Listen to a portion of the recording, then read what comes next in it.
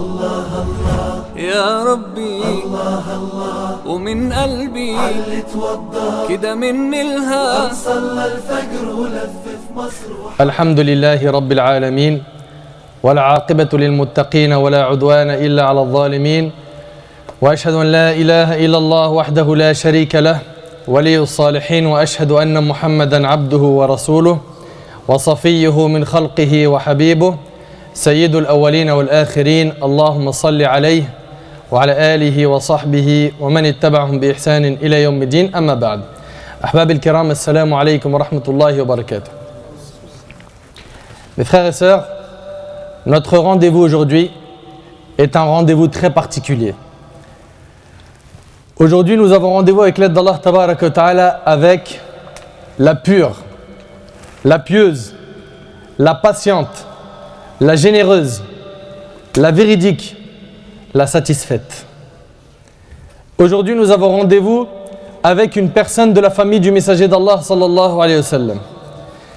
Elle est la personne dont le visage ressemblait le plus au messager d'Allah alayhi salatu wa sallam.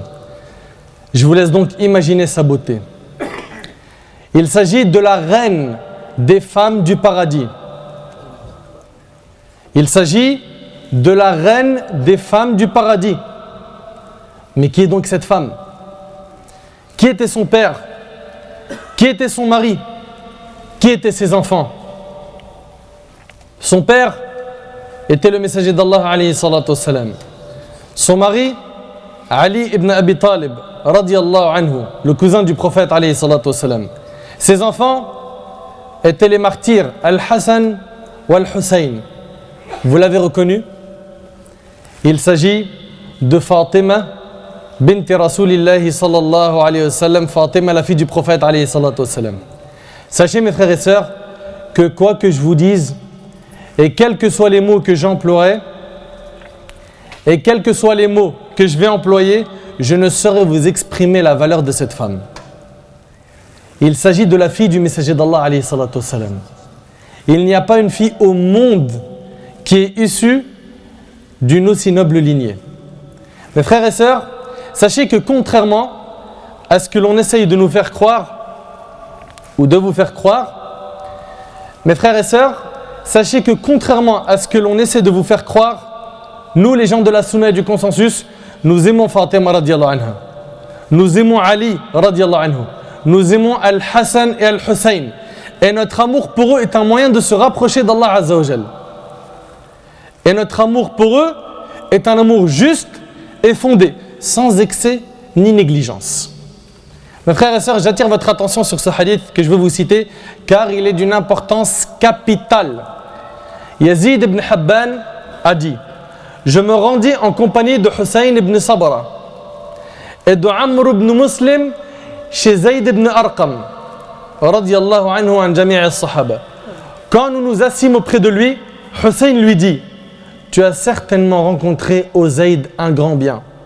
Tu as vu en effet le messager d'Allah alayhi salatu wa sallam et tu as entendu ses paroles. Ils lui disent: toi tu as rencontré le prophète alayhi salatu wa sallam, tu as entendu ses paroles, tu as rencontré un grand bien. Tu as de même pris part à ses campagnes et tu as fait la prière derrière lui. C'est pourquoi tu as certainement rencontré au Zayd un grand bien. Au Zayd, parle-nous un peu de ce que tu as entendu de la bouche du messager d'Allah alayhi salatu wa sallam.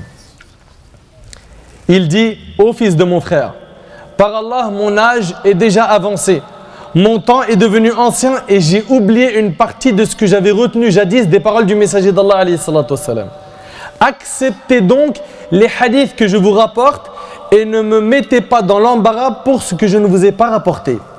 Puis il dit: le prophète alayhi salatu wa sallam se leva parmi eux pour prononcer un sermon près d'un point d'eau nommé Khouman, entre la Mecque et Médine. Il loua Allah, donc le prophète alayhi salatu wa sallam, il a fait un discours, il a loué Allah, fit son éloge, exhorta les fidèles et leur rappela leur devoir. Puis il dit: ô vous les gens, je ne suis qu'un être humain. C'est le prophète sallallahu alayhi wa sallam qui dit aux compagnons: ô vous les gens, je ne suis qu'un être humain et la venue du messager de mon Seigneur, c'est-à-dire l'ange de la mort, pour que je lui réponde est proche. C'est-à-dire que je vais bientôt rencontrer mon Seigneur. Cependant, je laisse entre vos mains deux choses glorieuses. Cependant, je laisse entre vos mains deux choses glorieuses, de grand poids. C'est comme ça que les Arabes désignaient les choses importantes. Le premier est le livre d'Allah, qui contient la guidance et la lumière. Prenez-le et tenez-y-vous fermement. Il nous incita à nous cramponner au livre d'Allah et nous inspira l'amour du livre. Puis il continua. C'est quoi la deuxième chose? Dans d'autres versions, c'est la sunna du prophète sallallahu alayhi wa sallam. Mais là, dans cette version, c'est pas ce qui est cité. Donc il a dit 1, les livres d'Allah, 2, et les gens de ma famille. Et les gens de ma famille. Subhanallah, vous avez vu la place qu'occupe la famille du prophète alayhi salatu wa sallam, Ahlul Bayt. Je vous recommande de craindre Allah envers les gens de ma famille. Je vous recommande de craindre Allah envers les gens de ma famille. Puis Hussein ibn Sabra demanda alors, et qui sont les gens de sa famille au Zayd? Ses épouses n'en font-elles pas partie? Si, répondit Zayd. Donc les épouses du prophète sallallahu alayhi wa sallam font partie de Ahlul Bayt.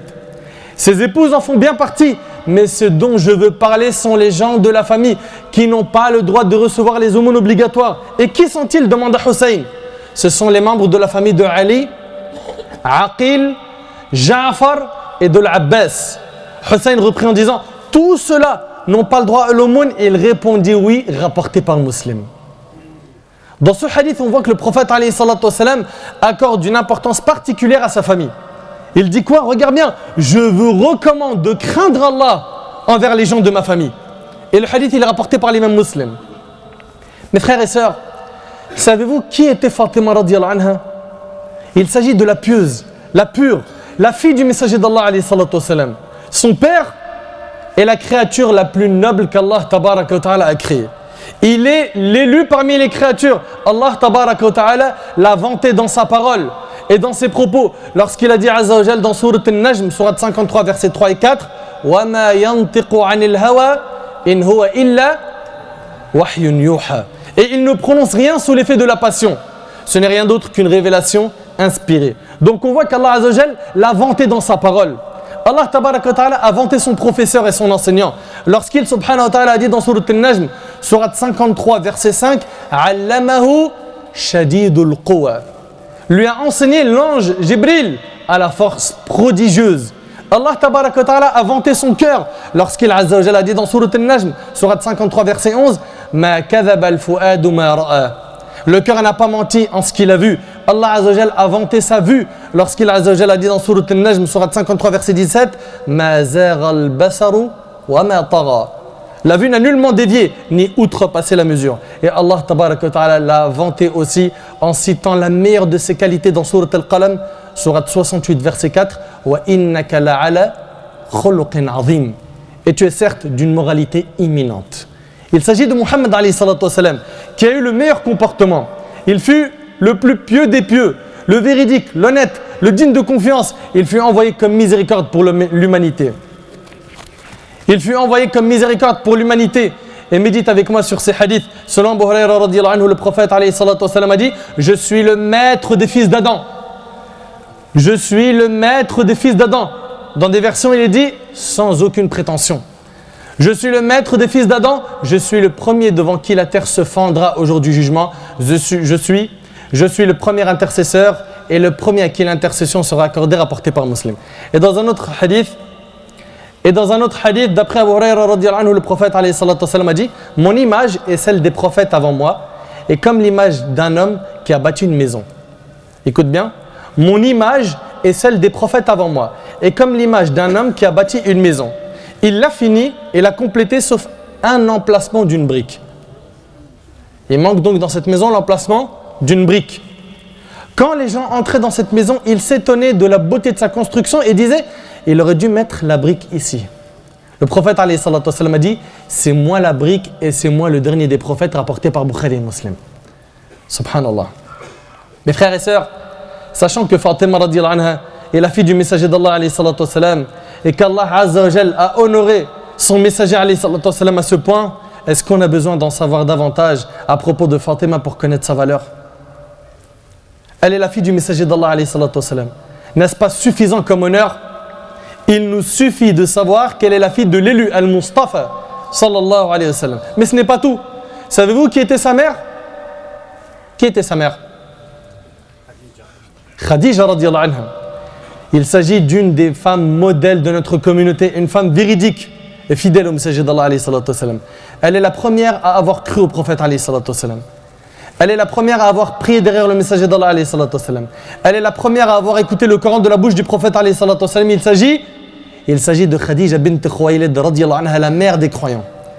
Saviez-vous que Khadija radiyallahu anha était la mère de Fatima? Donc les parents de Fatima sont le prophète alayhi salatu wassalam et Khadija radiyallahu anha, la mère des croyants, la bien-aimée du messager d'Allah alayhi salatu wassalam. Khadija radiyallahu anha, dont son mérite est immense. Je vous rappelle ces hadiths que j'ai déjà cités. Abu Musa al-Ash'ari radiyallahu anhu rapporte que le prophète alayhi salatu wassalam a dit: il y a eu beaucoup d'hommes modèles. Il y a eu beaucoup d'hommes modèles. Mais parmi les femmes, il n'y a eu que 1. Maryam bint Imran. 2. Asya, la femme de Pharaon. 3. Khadija bint Khuwaylid, Allahu Akbar. 4. Aïcha radiyallahu anha. 4. Le prophète alayhi salatu wassalam dit par la suite: et la supériorité de Aïcha, écoute bien, et la supériorité de Aïcha sur les autres femmes est comme le farid, c'est un plat composé de pain et sauce, et comme le farid sur tous les autres plats. Rapporté par Bukhari et Muslim. Ibn Abbas radiyallahu anhu rapporte aussi: le prophète alayhi salatu wassalam a tracé 4 traits sur le sol et il a dit, sallallahu alayhi wa sallam, savez-vous ce que c'est? Il dit: Allah et son messager sont plus savants. Il dit: les meilleures femmes du paradis sont, Allahu Akbar, les meilleures femmes du paradis sont Khadija bint Khuwaylid, Fatima bint Muhammad, la fille de Khadija et de Muhammad alayhi salatu wassalam, Maryam bint Imran et Asiya bint Muzahim, la femme de Pharaon. Le hadith il est rapporté par Ahmed et Ibn Hajar l'a authentifié dans Fath al-Bari. Est-ce qu'on a besoin d'en dire davantage à propos de Fatima pour connaître sa valeur? Son père est donc le messager d'Allah alayhi salatu wassalam. Sa mère, Khadija radiyallahu anha. Et ce n'est pas tout. Savez-vous qui était son mari? Qui était son mari? Il s'agit de l'orateur qui faisait trembler les manabir, les chairs. Il s'agit de l'homme dont les paroles étaient une lumière par laquelle les gens se guidaient. Le héros qui a enseigné à ses compagnons ce qu'était réellement le sacrifice et la loyauté. Il est celui qui, un jour, face à la masse des gens, fut poussé à dire: le prophète Mohammed est mon frère et mon beau-père. Hamza, le maître des martyrs, est mon oncle. Ja'far, qui de jour comme de nuit vole avec les anges. Ja'far, qui de jour comme de nuit vole avec les anges, est le fils de ma mère, yani l'aîné de la famille.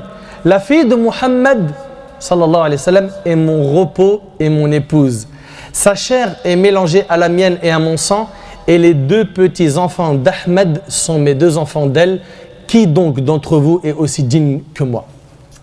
Subhanallah. Ça, c'est les paroles qu'a prononcées Ali ibn Abi Talib radiyallahu anhu. Il s'agit de Ali ibn Abi Talib radiyallahu anhu. Fatima radiyallahu anha était l'épouse de Ali radiyallahu anhu. L'homme à qui le prophète alayhi salatu wassalam dit avant la bataille de Khaybar, alors que le prophète alayhi salatu wassalam avait encerclé Khaybar et ce blocus fut très long au point où il commençait à être très éprouvant pour les compagnons, le prophète sallallahu alayhi wa sallam dit: demain je donnerai l'étendard à un homme par lequel Allah nous accordera la victoire, qui aime Allah et son messager. Ça, tu vas me dire, d'accord, qui aime Allah et son messager, c'est notre cas, mais écoute bien, et qu'Allah et son messager aiment. Allahu Akbar. Et qu'Allah et son messager aiment, et c'est rapporté par Bukhari et Muslim. Médite avec moi sur ce hadith. Cet homme-là, il sera la cause de la victoire, ça c'est la première bonne nouvelle. Deuxième bonne nouvelle, cet homme est quelqu'un qui aime Allah et son messager alayhi salatu wassalam. Et normalement, nous sommes tous censés aimer Allah et son messager alayhi salatu wassalam. Et tout musulman est capable de dire qu'il aime Allah et son messager alayhi salatu wassalam. Mais médite avec moi sur la dernière partie du hadith: et qu'Allah et son messager aiment. Allahu Akbar. Quel mérite! Et en l'an 9 de l'Hégire eut lieu la bataille de Tabouk. Et si je vous raconte ça, c'est toujours pour parler du mérite de Ali ibn Abi Talib, l'époux de Fatima radiyallahu anha. Dans cette bataille, la bataille de Tabouk, qui a eu lieu sous une chaleur intense et aveuglante, avant de voyager, le prophète sallallahu alayhi wa sallam confia Médine au compagnon Muhammad ibn Maslama radiyallahu anhu. Et il désignait Ali ibn Abi Talib afin de s'occuper de sa famille. Donc il a été privé de partir avec lui au combat. Et là, Ali radiyallahu anhu fut très triste d'être désigné pour cette mission, de rester pour surveiller la famille et de ne pas les combattre. Il a été triste. En effet, il était le héros, le combattant, le conquérant. Il alla alors voir le prophète alayhi salatu wassalam et lui dit: ô messager d'Allah, me désignes-tu responsable des femmes et des enfants? En d'autres termes, me prives-tu de participer à cet honneur? Le prophète alayhi salatu wassalam lui répondit: médite avec moi sur ces paroles. Billah alik, médite. N'es-tu pas satisfait d'être pour moi au même rang qu'occupait Haroun avec Moussa? Allahu Akbar. N'es-tu pas satisfait d'être pour moi au même rang qu'occupait Haroun avec Moussa, excepté qu'après moi, il n'y aura plus de prophète, rapporté par Bukhari et Muslim. Mes frères et sœurs, regardez la famille exceptionnelle de Fatima radiyallahu anha. On n'est même pas encore entré dans sa biographie, là on est en train de voir juste le cadre dans lequel elle a grandi. Son père est le sceau des prophètes Muhammad alayhi salatu wassalam. Sa mère est la mère des croyants, Khadija radiyallahu anha. Son époux est Ali ibn Abi Talib radiyallahu anhu an jami' as-sahaba. Quant aux enfants de Fatima radiyallahu anha, il s'agit d'Al-Hassan ou Al-Hussein, les deux maîtres de la jeunesse du paradis. Écoutez avec moi ces hadiths qui sont magnifiques, qui montrent la place d'Al-Hassan et Al-Hussein. Selon Muhammad ibn Abi Yaqub, selon Abdurrahman ibn Abi Nu'aym, un homme interrogea Ibn Omar alors que j'étais assis auprès de lui sur le sang du moustique qui touche le vêtement. Ibn Omar lui dit: d'où viens-tu? Il répondit: d'Irak. Ibn Omar dit: regardez celui-là, il m'interroge sur le sang du moustique alors qu'ils ont tué le fils du prophète sallallahu alayhi wa sallam. J'ai entendu le prophète alayhi salatu wa sallam dire à propos d'Al-Hassan et Al-Hussein: médite bien, ils sont mes deux parfums de ce bas monde, rapporté par le Bukhari. Regarde ce qu'il dit le prophète alayhi salatu wa sallam: ils sont mes deux parfums de ce bas monde. Et selon Abu Sa'id al-Khudri radiyallahu anhu, le prophète alayhi salatu wa sallam a dit: Al-Hassan et Al-Hussein sont les deux maîtres de la jeunesse du paradis, rapporté par Tirmidhi et authentifié par Sheikh al-Albani. Et écoutez avec moi ce hadith avec votre cœur. Abu Hurayra radiyallahu anhu rapporte: je suis sorti avec le prophète alayhi salatu wa sallam à un moment de la journée. Donc le prophète sallallahu alayhi wa sallam, il sort avec Abu Hurayra à un moment de la journée. Abu Hurayra dit: il ne me parlait pas et je ne lui parlais pas, jusqu'à ce qu'il arriva au marché de Bani Qaynuqa. Il s'assit ensuite dans la cour de la maison de Fatima, puis il dit: Luka' est là? Luka' est-il là? C'est-à-dire, est-ce qu'Al-Hassan est là? Nous pensions que sa mère l'avait retenu un moment pour le baigner et l'habiller d'un beau vêtement. Peu de temps s'écoula avant qu'Al-Hassan ne revint en courant, et médite avec moi sur la scène, je veux que tu la vives. Al-Hassan, il sort de chez lui, il court pour prendre le prophète alayhi salatu wassalam dans ses bras. Al-Hassan ne revint qu'en courant et il prit le prophète alayhi salatu wassalam dans ses bras, et le prophète alayhi salatu wassalam en fit de même. Et dans la version d'Al-Bukhari, le prophète alayhi salatu wassalam l'a pris dans ses bras et l'embrassa. Puis il alayhi salatu wassalam dit: oh Allah, je l'aime, aime-le et aime celui qui l'aime. Allahu Akbar. Oh Allah, je l'aime, aime-le et aime celui qui l'aime, rapporté par Muslim. Et nous prenons Allah tabaraka wa ta'ala pour témoin que nous aimons Al-Hassan, que nous aimons Al-Hussein, que nous aimons Ali, que nous aimons Fatima et toute la famille du prophète alayhi salatu wassalam, et nous nous rapprochons d'Allah par cet amour pour eux. Et selon Al-Miqdam ibn Ma'di Karib radiyallahu anhu, le prophète alayhi salatu wassalam a dit: Al-Hassan fait partie de moi et Al-Hussein de Ali, rapporté par Ibn Asakir et jugé valide par Sheikh al-Albani. Malheureusement, nous entendons ces paroles peu souvent, au point où certains pensent à tort que nous n'aimons pas la famille du messager d'Allah alayhi salatu wassalam, alors que nous sommes ceux qui aiment le plus la famille du prophète alayhi salatu wassalam. Et écoutez avec moi ce sublime hadith. Aïcha radiyallahu anha rapporte, et attention les frères, ainsi que vous mes sœurs, qui rapporte le hadith? Aïcha. Et ça a toute son importance, car elle va rapporter ici le mérite de la famille du prophète alayhi salatu wassalam. En particulier, je parle d'ici Al-Hassan, Al-Hussein et Ali et Fatima. Quand on voit un hadith où Aïcha radiyallahu anha parle d'Al-Hassan, Al-Hussein, Ali, Fatima, ça doit attirer notre attention. Parce que certains, malheureusement, veulent nous faire croire que Aïcha radiyallahu anha était l'ennemi de Ahl al-Bayt. Et wallahi, ils ont menti. Et ils ont plus que menti. Dans leur livre, il n'y a que du mensonge. Aïcha radiyallahu anha rapporte que le prophète alayhi salatu wassalam est sorti un matin portant un vêtement rayé de poils noirs.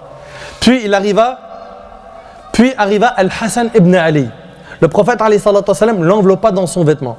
En fait, son vêtement, c'était comme un manteau. Il l'a enveloppé dans son vêtement. Puis Al-Hussein arriva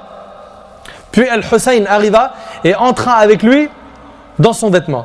Puis Fatima radiallahu anha, la fille du prophète alayhi salatu wassalam, la femme de Ali, la mère d'Al-Hassan et Al-Hussein, arriva et il alayhi salatu wassalam l'a mise sous son vêtement. Et enfin, Ali ibn Abi Talib radiallahu anhu arriva et il alayhi salatu wassalam le prit aussi sous son vêtement. Vous imaginez un petit peu la scène? Là, sous le vêtement, il y a Ali ibn Abi Talib, son épouse Fatima et ses enfants Al-Hassan et Al-Hussein. Puis il alayhi salatu wassalam dit Innama yuridu Allahu liyudhhiba ankum ar-rijsa ahla al-bayt wa yutahhirakum tathira. Allah ne veut que vous débarrasser de toute souillure, aux gens de la maison, et vous purifier totalement. Et c'est rapporté par l'imam muslim. Vous réalisez le mérite et le rang de la famille du prophète alayhi salatu wassalam. Que dire de plus concernant Fatima radiallahu anha? Fatima radiallahu anha, la noble, la pure, la pieuse à la lignée exceptionnelle. La pieuse à la lignée exceptionnelle. Fatima radiallahu anha a un mérite et un rang immense. Mon frère, ma soeur, Fatima radiallahu anha est la reine des femmes du paradis. Écoute, selon Hudayf ibn al-Yaman radiallahu anhu, le prophète alayhi salatu wassalam a dit voici un ange du ciel qui n'est jamais descendu sur terre avant cette nuit. Il a demandé l'autorisation à son Seigneur de me saluer. Et il m'a annoncé la bonne nouvelle suivante qui est que Fatima est la reine des femmes du paradis. Allahu Akbar. Fatima radiallahu anha est la reine des femmes du paradis et qu'Al-Hassan et Al-Hussein sont les deux maîtres de la jeunesse du paradis rapportés par l'imam Ahmed dans son Musnad, At-Tirmidhi dans ses Sunan et d'autres. Et sachez que Fatima radiallahu anha a eu Al-Hassan, Al-Hussein, mais aussi... Je vous écoute. Pour l'instant, on profite. Ça va sortir l'iPhone. C'est pas la peine d'aller sur Wikipédia. Hein. Mais aussi Zainab et Kalthoum. Zainab et Kalthoum. Et dans un hadith rapporté par Al-Hakim dans le Mustadrak et At-Tirmidhi dans ses Sunan avec une chaîne de transmission authentique, Aïcha radiallahu anha fut questionnée en ces termes. Qui est la personne la plus aimée du messager d'Allah alayhi salatu wassalam? Aïcha radiallahu anha fut questionnée en ces termes. Qui est la personne la plus aimée du messager d'Allah? Elle répondit, je vous écoute. C'est Aïcha radiallahu anha qui est questionnée. Qui est la personne la plus aimée du messager d'Allah sallallahu alayhi wa sallam? Elle répondit Fatima. Allahu Akbar. Et parmi les hommes, elle répondit son mari, Ali ibn Abi Talib radiallahu anhu. Puis Aïcha dit, par Allah, je ne l'ai connu qu'assidu au jeûne et se levant la nuit pour prier. La ilaha illallah. C'est un témoignage de qui? De Aïcha radiallahu anha sur l'adoration de Ali ibn Abi Talib radiallahu anhu. Le hadith, il est selon Aïcha. Et sachez mes frères et sœurs qu'un hadith à propos de la famille du prophète alayhi salatu wassalam, rapporté par Aïcha, doit particulièrement attirer notre attention. Pourquoi? Pour pouvoir répondre à ces menteurs et ces imposteurs qui se permettent de dire des énormités à propos de notre mère, Aïcha, la mère des croyants, la pieuse, la pure, la bien-aimée du prophète alayhi salatu wassalam, la véridique fille du véridique Abu Bakr as-Siddiq radiyallahu anhu an jami' as-sahaba. Que ceux qui détestent Aïcha et qui profèrent des mensonges à son égard écoutent ces paroles. Qui est la personne la plus aimée du messager d'Allah alayhi salatu wassalam? Elle répondit, qui? Aïcha. Elle a dit Fatima. Allahu Akbar. Ces gens-là pensent que la relation entre les compagnons et la famille du prophète alayhi salatu wassalam était une relation pleine de haine et d'aversion. Non. Et ils mentent. Wallahi, ils mentent. La preuve est là. Regardez les éloges sincères qu'elle a fait sur Ali ibn Abi Talib radiyallahu anhu, sur Fatima radiyallahu anha. Ils mentent. Il y a juste à écouter les éloges faits par la sincère, l'honnête, la véridique Aïcha radiyallahu anha, qui ne dit que la vérité et rien d'autre que la vérité comme elle est questionnée. Certains me diront, mais il y a un autre hadith qui dit, selon Amr ibn al-As radiyallahu anhu, le prophète alayhi salatu wassalam, il a été questionné par ce compagnon qui lui a dit, quelle est la personne que tu aimes le plus? Il a dit Aïcha.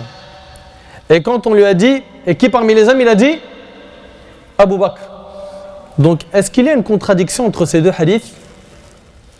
La règle, Ahbab al-Kiram, c'est que la contradiction qui existe, la règle, Ahbab al-Kiram, est que la contradiction qui existe n'est que dans nos cervelles. Pas dans les livres, pas dans les textes. C'est chez nous seulement. Il n'y a pas de contradiction. Mais comment concilier entre ces deux hadiths? Une fois, on lui demande qui est la personne que tu aimes le plus? Il dit Fatima. Une fois, il dit Aïcha. Dans l'un, sa préférée est Fatima et son préféré est Ali. Et dans l'autre, c'est Aïcha et Abu Bakr. N'est-ce pas? Ibrahim al-Nakha'i, un parmi les grands savants parmi les salafs, et d'autres ont dit que Fatima et Abu Bakr, Afwan, Ali plutôt. Ibrahim al-Nakha'i, un parmi les grands savants parmi les salafs, et d'autres ont dit que Fatima et Ali sont les préférés du prophète alayhi salatu wassalam parmi Ahl al-Bayt, les gens de la famille. Donc, point de contradiction entre les deux hadiths. Walillahi alhamd. Donc, point de contradiction entre les deux hadiths. Voici donc le rang et le mérite de Fatima radiyallahu anha. Plus encore, sachez que ceux qui mettaient en colère Fatima et ses enfants mettaient en colère le prophète alayhi salatu wassalam. Selon Abu Huraira radiyallahu anhu, le prophète alayhi salatu wassalam a dit « Quiconque les aime m'a aimé, et quiconque les déteste m'a détesté. » Comme ça, c'est clair. Celui qui déteste Al-Hassan et Al-Hussein, le prophète sallallahu alayhi wa sallam, il dit qu'il l'a détesté. Et le hadith il est rapporté par Al-Haythami, et Ahmed Shakir rahimahullah a dit que sa chaîne de transmission est authentique. Si c'est ainsi qu'était le prophète alayhi salatu wassalam avec Al-Hassan et Al-Hussein, comment est-ce qu'il était avec sa fille Fatima radiyallahu anha qui est la mère d'Al-Hassan et Al-Hussein? Eh bien, écoute avec moi. Selon Ali ibn al-Hussein ibn Ali, Al-Miswar ibn Makhrama, Al-Miswar ibn Makrama, radiyallahu anhu, a dit Ali demanda la main de la fille d'Abu Jahl. Écoute bien. Ali ibn Abi Talib, quand il avait épousé Fatima radiyallahu anha, la fille du prophète alayhi salatu wassalam, il avait pris comme engagement de ne pas avoir d'autres femmes que la fille du prophète alayhi salatu wassalam, de ne pas se marier avec une deuxième femme. Et là dans le hadith on voit que Ali radiyallahu anhu il demanda la main de la fille d'Abu Jahl. Comment ça se fait? En fait il avait oublié qu'il avait pris un engagement. Donc il a demandé la fille d'Abu Jahl, et Fatima, son épouse, en prit connaissance. Elle partit voir son père, qui?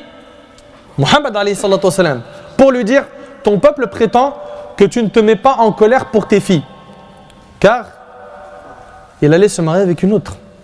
Suite à cela, le prophète alayhi salatu wassalam fit un discours.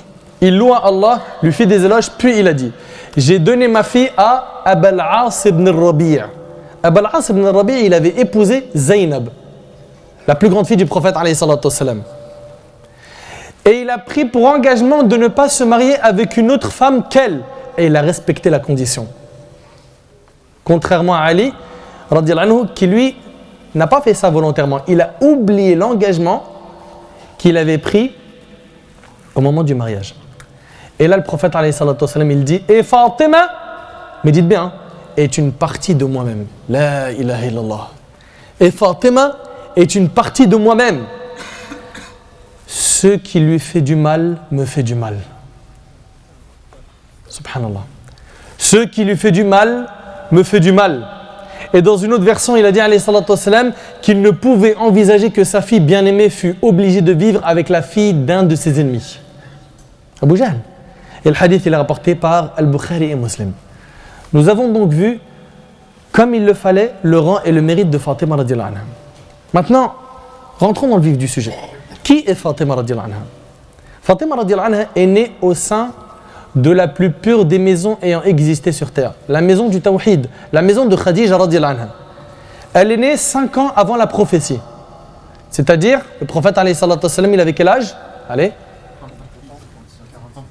35 ans, barakallahu fik. 5 ans avant la prophétie. D'accord? Donc, le prophète alayhi salatu wassalam, il avait 35 ans. 5 ans avant que Jibril alayhi salam apporte la révélation au prophète alayhi salatu wassalam. Cette année-là, les habitants de la Mecque entreprenaient la reconstruction de la Kaaba. Quraysh divergea sur l'identité de la personne qui allait devoir poser la pierre noire à sa place. D'accord? Quraysh divergea sur l'identité de la personne qui allait devoir poser la pierre noire à sa place après qu'ils aient reconstruit la Kaaba. Chaque tribu dit alors, c'est à nous que revient de déposer la pierre noire. Donc il y a eu plusieurs tribus, et ça y est, une ma'araka, une guerre. Chacun d'entre eux va avoir le mérite de placer la pierre noire. La divergence persista jusqu'à ce qu'ils faillissent même débuter les hostilités. Et ils dirent ensuite, prenons quelqu'un pour arbitrer notre litige. Ce sera la première personne qui se présentera à nous. Et la première personne qui se présenta à eux fut Muhammad alayhi salatu wassalam. Ils furent ravis et virent une bonne nouvelle en cela. Ils dirent, le loyal s'est présenté à nous. Nous acceptons qu'il soit notre arbitre. Donc là, il y a plusieurs tribus veulent tous avoir cet honneur, ce privilège de placer la pierre noire à sa place. Ils l'informèrent donc du désaccord. Le prophète alayhi salatu wassalam leur a trouvé une solution qui a plu à tout le monde. Il leur a dit, prenez une étoffe au centre de laquelle vous posez la pierre noire et chacun d'entre vous tient un bout de l'étoffe. Voilà, c'est réglé. Vous l'avez tous porté et tous mis en même temps. Subhanallah. Puis ils l'ont soulevé et lorsqu'ils atteignirent l'emplacement de la pierre, c'est le prophète alayhi salatu wassalam avec sa main qu'il l'a déposée à son endroit approprié. Subhanallah. Ainsi, le litige fut résolu alors qu'il faillit y avoir une guerre entre ces tribus. Allah Azza wa Jal a donc épargné les Quraysh de s'entretuer par la cause du messager d'Allah alayhi salatu wassalam, qui, comme vous le savez, a été envoyé comme miséricorde pour l'univers. Allah tabaraka wa ta'ala a dit dans Sourate Al-Anbiya, Sourate 21, verset 107, wa ma arsalnaka illa rahmatan lil alamin, et nous ne t'avons envoyé qu'en miséricorde pour l'univers. Fatima radiyallahu anha est donc née dans la maison du tawhid, la maison de la pureté et de la piété, la maison de la générosité auprès des plus purs des parents, Muhammad alayhi salatu wassalam et Khadija radiyallahu anha. Parmi les coutumes des Arabes à l'époque, lorsqu'un enfant était né, on lui amenait une nourrice afin de l'allaiter. Tout comme le prophète alayhi salatu wassalam fut allaité chez les Bani Sa'd par Halima as-Sa'diyya.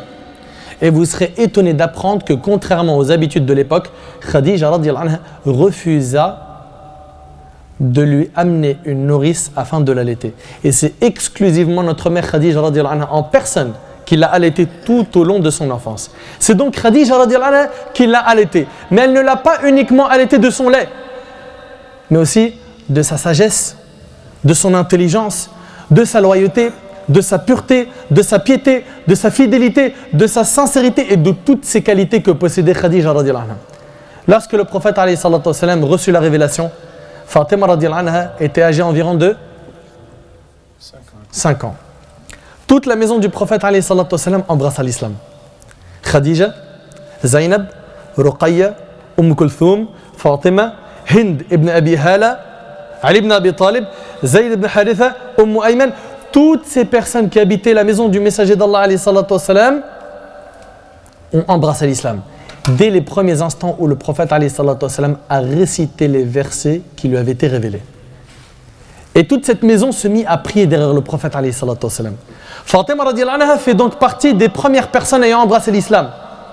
Dès le premier instant où notre prophète alayhi salatu wassalam monta sur le monticule As-Safa après la révélation du verset où Allah tabaraka wa ta'ala dit Fasda' bima tu'mar wa a'rid 'anil mushrikin. Expose donc clairement ce qu'on t'a commandé et détourne-toi des associateurs. Comme c'est dans Sourate Al-Hijr, Sourate 15, verset 94. Et après la révélation du verset où Allah tabaraka wa ta'ala dit wa anzir 'ashiratakal aqrabin, et avertis les gens qui te sont les plus proches. Ash-Shu'ara, Sourate 26, verset 214. Après la révélation de ces deux versets, le prophète alayhi salatu wassalam monta sur le mont Safa. Et cela est rapporté par Bukhari et Muslim. Puis il se mit à appeler les différentes tribus de Quraysh. Oh les Bani Fihr, oh les Bani Adi. Puis ils se sont réunis autour de lui. Et ils avaient confiance en lui. Ils l'appelaient même avant l'islam As-Sadiq, Al-Amin, l'honnête, le digne de confiance. Abu Lahab arriva en compagnie des Qurayshites. Le prophète alayhi salatu wassalam dit: me croiriez-vous si je vous disais qu'il y a dans la vallée des cavaliers prêts à vous attaquer? Est-ce que vous allez me croire? Oui, dirent-ils, nous ne savons de toi que la sincérité. Le prophète alayhi salatu wassalam reprit alors: sachez que je viens vous avertir contre un dur châtiment. Il leur annonce qu'il est prophète, qu'il est venu leur annoncer un dur châtiment, qu'il est venu leur avertir, qu'il est venu les avertir contre un dur châtiment. Et c'est à partir de cet instant que la guerre lui a été déclarée. Son oncle Abu Lahab, son oncle, subhanallah, c'est pour te montrer qu'il est possible dans ta famille, c'est pour te montrer qu'il est possible que dans ta famille il y ait des gens qui te combattent pour ta religion, parce que tu pries, parce que tu as délaissé le haram, parce que la sœur a porté le hijab. Regarde, le premier à avoir répondu mal au prophète alayhi salatu wassalam, ça a été son oncle. Son oncle lui a dit que tu périsses le reste du jour. Est-ce pour cela que tu nous réunis? Alors Allah tabaraka ta'ala défendit son prophète alayhi salatu wassalam et fit descendre Tabbat yada abi lahabin wa tab. Que périssent les deux mains d'Abu Lahab et que lui-même périsse. Subhanallah. Et c'est à partir de ce moment que les Qurayshites lui déclarèrent la guerre.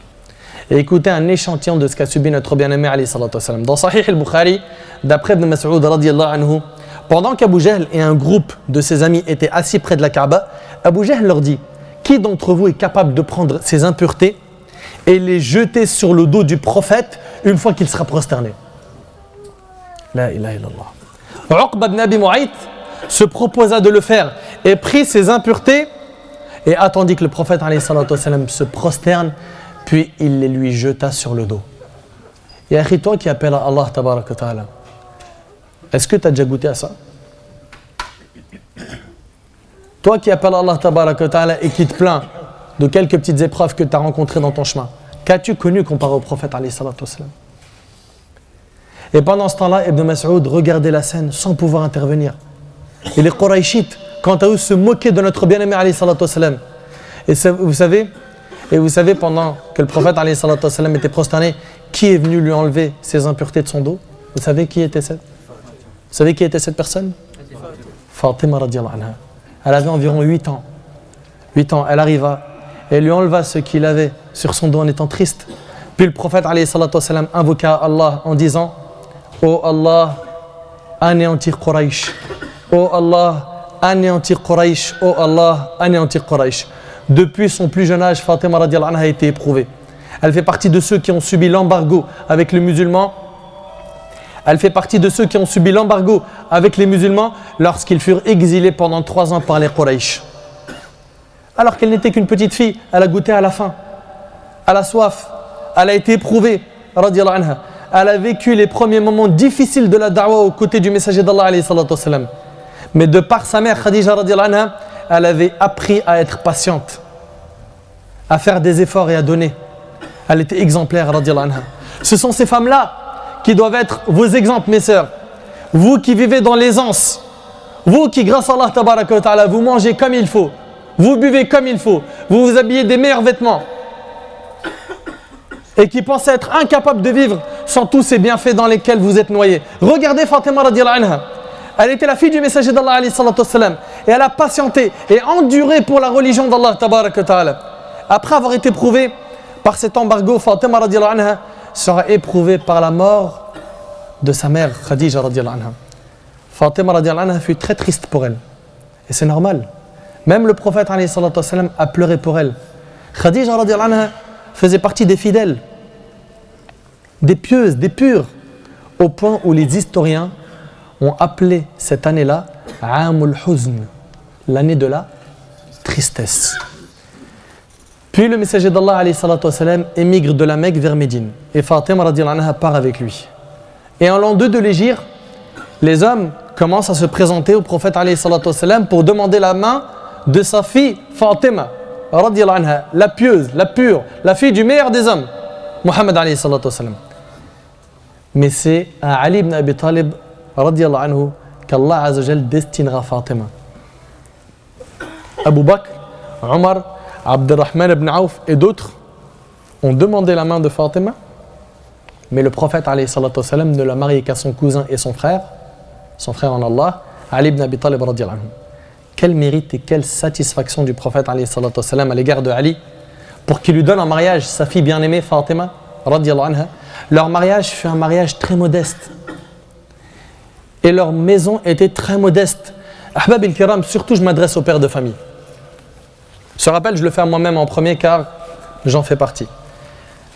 Chacun d'entre nous il a des enfants, n'est-ce pas? Walillahi alhamd. Et pour ceux qui n'en ont pas encore, qu'Allah tabaraka ta'ala leur facilite d'en avoir. Dites amin.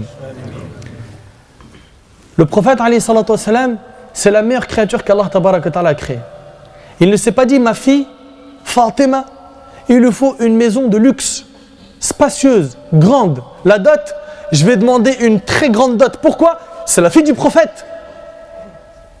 Pour ce qui est de la walima, il faut qu'on égorge des centaines de moutons et qu'on distribue tout cela. Il faut aussi de l'or, il faut de l'argent, il faut une grande fête, il faut.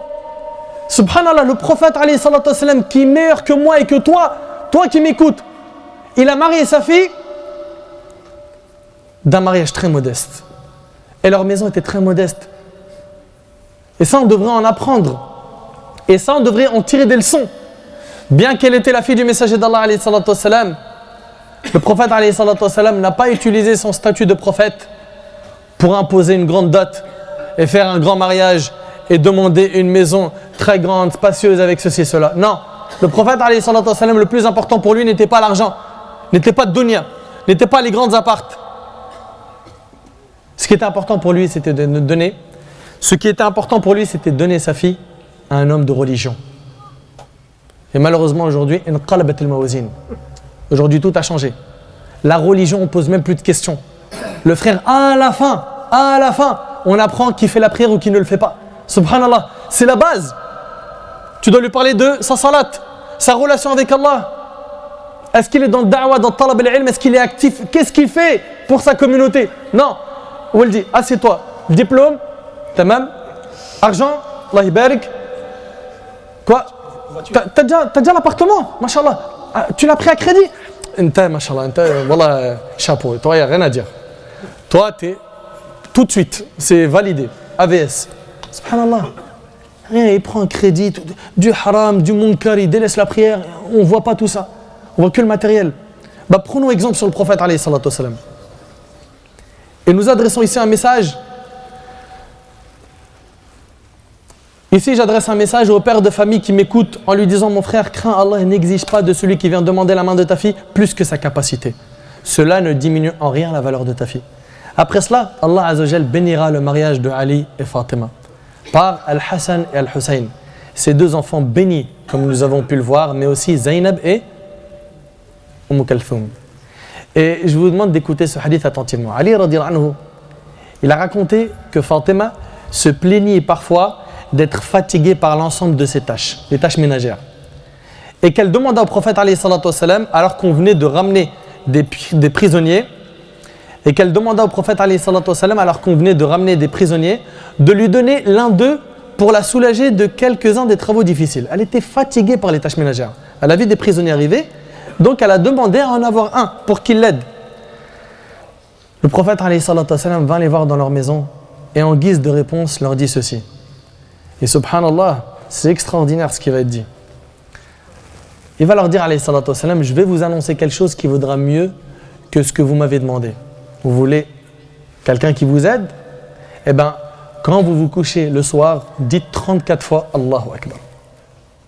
33 fois subhanallah et 33 fois alhamdulillah, et cela vaudra mieux pour vous qu'un domestique rapporté par le Bukhari. Ce qu'il faut savoir, vous mes frères qui m'écoutez ainsi que vous mes sœurs, c'est que al-dhikr, ça donne de la force. Dhikrullah azza wa jal, ça donne une taqa, ça donne de l'énergie. Toi qui commences à faiblir, alayka bil-dhikr. Toi qui n'arrives pas à apprendre quelque chose, al-dhikr. Cheikh l'Islam Ibn Taymiyyah rahimahullah, quand il apprenait quelque chose et que son apprentissage se bloquait, il multipliait l'istighfar, de dire astaghfirullah, astaghfirullah, astaghfirullah, jusqu'à ce qu'Allah lui débloque la situation. Donc al-dhikr. Al-dhikr. Et depuis, Ali et Fatima n'ont jamais délaissé cette pratique. Et ce n'est pas valable simplement pour Fatima et Ali, c'est valable aussi pour nous. 34 fois, Allahu Akbar, 33 fois, subhanallah, et 33 fois, alhamdulillah. Et les jours passèrent, mes frères et sœurs, jusqu'au jour où le prophète alayhi salatu wassalam tomba malade. Ibn Mas'ud radiyallahu anhu a dit, je m'introduis chez le prophète alayhi salatu wassalam alors qu'il agonisait. Je dis, ô messager d'Allah, je te vois dans de cruelles souffrances. Il dit alayhi salatu wassalam, oui vraiment, je souffre autant que 2 personnes parmi vous. Je dis, c'est que tu as ainsi 2 salaires. Il alayhi salatu wassalam dit oui, c'est ainsi. Il a deux récompenses alayhi salatu wassalam. Et là le prophète alayhi salatu wassalam dit, il n'est pas un musulman qui souffre d'un mal. Méditez bien. Méditez bien. Il n'est pas un musulman qui souffre d'un mal, d'une piqûre d'épine ou de quelque chose de plus important, sans qu'Allah ne lui efface à cause de cela ses mauvaises actions et sans que ses péchés ne tombent comme tombent les feuilles mortes de l'arbre rapporté par Bukhari et Muslim. Franchement, ça donne de l'espoir à toute personne qui est éprouvée. À toute personne qui est éprouvée, ces messages-là, c'est des messages d'espoir. Ça donne envie de patienter encore plus face aux épreuves qu'on a. Et Al-Bukhari et Muslim rapportent que Abdurrahman, le fils d'Abu Bakr, le frère de Aïcha, entra chez le prophète alayhi salatu wassalam, et il avait un siwak dans la main. Le prophète alayhi salatu wassalam le fixa du regard, mais il ne pouvait pas prononcer un mot. C'est alors que Aïcha radiyallahu anha regarda le siwak que regardait le prophète alayhi salatu wassalam et lui dit, tu veux ce siwak? Et le prophète alayhi salatu wassalam lui fit un signe que oui, car il ne pouvait pas parler. Ça y est, c'était la fin. Elle prit alors le siwak, le mit dans sa bouche pour l'attendrir, puis elle le donna au prophète alayhi salatu wassalam, qui l'a utilisé, puis il le redonna à Aïcha, qui mit dans sa bouche à nouveau le siwak pour avoir l'honneur d'avoir la salive du prophète alayhi salatu wassalam dans sa bouche. Puis la douleur du prophète alayhi salatu wassalam s'intensifia. Fatima radiyallahu anha, sa fille, visita son père, comme cela est rapporté par l'imam al-Bukhari et Muslim selon Aïcha. D'ailleurs, Aïcha radiyallahu anha nous dit qu'elle marchait comme son père, sallallahu alayhi wa sallam. D'après Aïcha radiyallahu anha, ça c'est un autre hadith, la mère des croyants, elle dit « Je n'ai vu personne ressemblant au messager d'Allah alayhi salatu wassalam dans l'apparence, la dignité et la conduite, dans sa position debout ou assise, plus que Fatima, la fille du messager d'Allah. » Et c'est rapporté par Tirmidhi, authentifié par Cheikh Al-Albani. Le prophète alayhi salatu wassalam, il voit sa fille Fatima qui vient le visiter alors qu'il est très malade. Il la fit s'asseoir à sa droite, puis le prophète alayhi salatu wassalam lui a dit des mots dans ses oreilles qui l'attristèrent. C'est alors qu'elle s'est mise à pleurer énormément. Puis il lui dit quelque chose d'autre qui lui a fait plaisir et elle se mit à rire. Aïcha radiyallahu anha dit « Je n'ai jamais vu une joie aussi proche d'une tristesse ». Elle lui demanda alors pourquoi elle avait pleuré et pourquoi elle avait ri. Et Fatima radiyallahu anha dit « Je ne dévoilerai pas le secret du messager d'Allah. Je ne dévoilerai pas le secret du messager d'Allah. » Mais par la suite, lorsque le prophète alayhi salatu wassalam mourut, Aïcha posa la question de nouveau. Et Fatima radiyallahu anha lui dit « Le prophète m'avait dit que chaque année, il récitait à Jibril le Coran une fois en entier. Et que cette année-ci, il avait récité le Coran 2 fois. Je pense donc que mon heure est arrivée. Ceci me fit pleurer. » Puis la deuxième fois, il me dit une chose qui me fit plaisir. Il me dit « Oh Fatima, tu seras la première personne de ma famille qui me rejoindra. » Allahu Akbar. Puis il m'annonça que j'étais la meilleure des femmes croyantes. C'est alors que j'ai souri. La maladie continua à prendre de l'ampleur et Fatima cria alors « Quelle est grande la souffrance de mon père ! Wa karba abatah ! Quelle est grande la souffrance de mon père !»